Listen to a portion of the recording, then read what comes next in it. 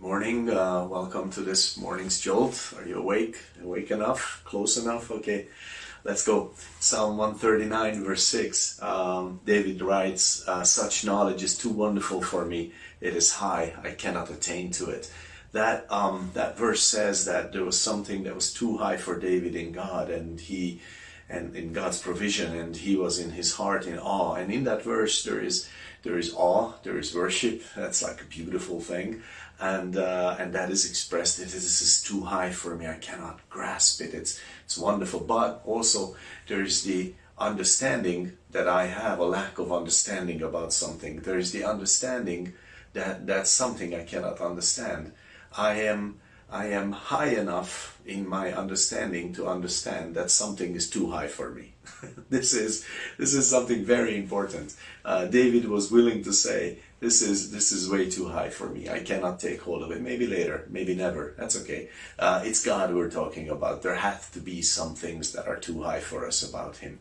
In His will, in His leading, in His direction, in His mercy, in the work of the cross, in heaven, in hell, it's just too high. So many things we can say that about, of course. But do we say that? And David did say it, and that's something wonderful. He said, this is too high for me. Now, there are so many people trained today to say, no, nothing is too high for me. Give it to me all. Let me know everything, okay? I want to know everything, and there is nothing that's outside of I can take it. Just give it to me. And that's so different from what David said.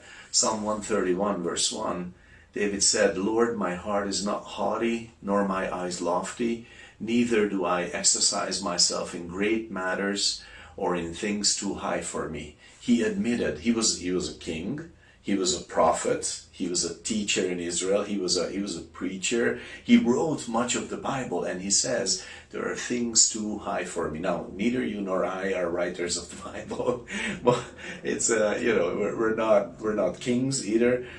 We have not. Yeah, it's a very different story with us, but so many believers say, no, just tell me everything. I want to know everything. I can take it. No, we cannot. No, we cannot. David said it. There are things that are too high for. Let me give you a good example. Gossip, listening to information about someone else. It's my pride that tells me that I can take that and it will not influence me about that person. No, that's not right. That's not right. It will influence me. It will destroy my relationship with Him.